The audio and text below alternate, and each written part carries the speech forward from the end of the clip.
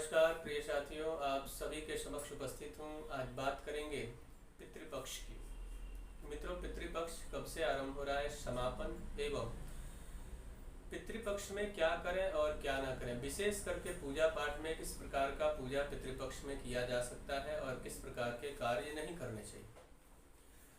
मित्रों, पितृपक्ष 29 सितंबर 2023 से प्रारंभ होकर यानी कि भाद्रपद मास के शुक्ल पक्ष के पूर्णिमा तिथि से प्रारंभ होकर आश्विन मास के कृष्ण पक्ष के अमावस्या तिथि तक चलने वाली पितृपक्ष 16 दिनों का यह पक्ष होता है, जो कि पितरों के लिए स्पेशल डे होता है, यानी कि स्पेशल दिन होता है। पितृपक्ष में पितृ को प्रसन्न करने के लिए अनेक प्रकार के उपाय किए जाते हैं।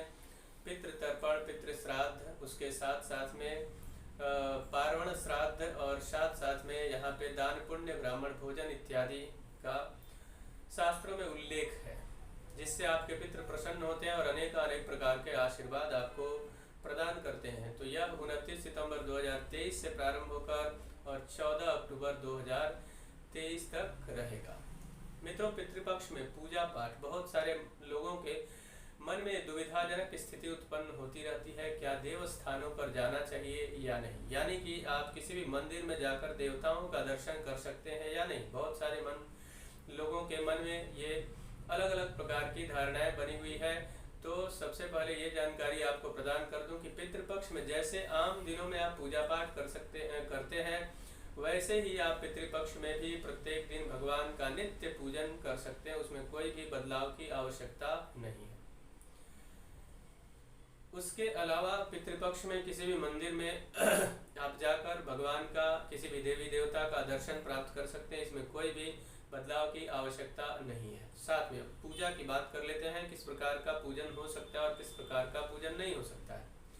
मित्रों, पूजा पाठ यह नित्य जीवन का एक अभिन्न अंग है। आप पितृपक्ष में पितरों से जुड़े हुए पूजा पाठ की बात करें तो करना ही चाहिए। साथ में आप जीवन में समस्याओं को लेकर अगर परेशान है, विशेष करके जन्म कुंडली में कोई नकारात्मक योग या फिर पाप ग्रहों की युति बनी हुई है, तो उससे जुड़े हुए अगर जो भी पूजा पाठ आपके जन्म कुंडली में बनते हैं, चाहे वह काल सर्प दोष हो, श्रापित दोष हो, चंद्र ग्रहण दोष हो, सूर्य ग्रहण दोष हो या फिर अंगारक दोष जैसे दोषों की शांति विधिवत कराई जा सकती है। इस समय इस प्रकार की शांति करने से अनंत गुना लाभ होता है, क्योंकि पाप ग्रहों से जुड़ा हुआ यह दोष होता है और पितृ भी इससे प्रसन्न होते हैं और अनेक प्रकार के आपको आशीर्वाद प्रदान करते हैं।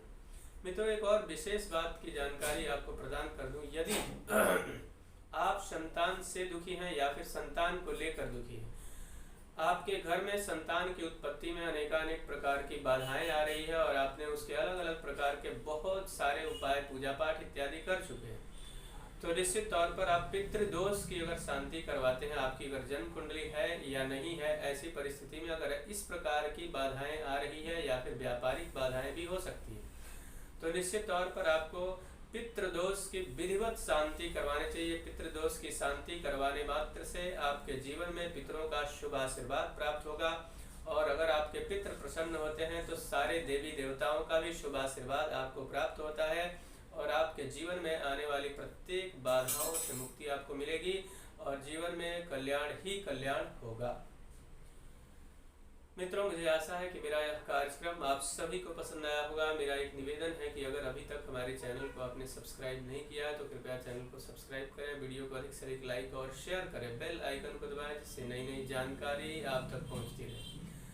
मित्रों, व्यक्तिगत या फिर व्यापारिक जीवन में किसी समस्या को लेकर बहुत अधिक परेशान हैं या फिर आप अपने जन्म कुंडली का विश्लेषण करवाना चाहते हैं, तो आप हमसे संपर्क करें और उस समस्या का समाधान प्राप्त कर सकते हैं।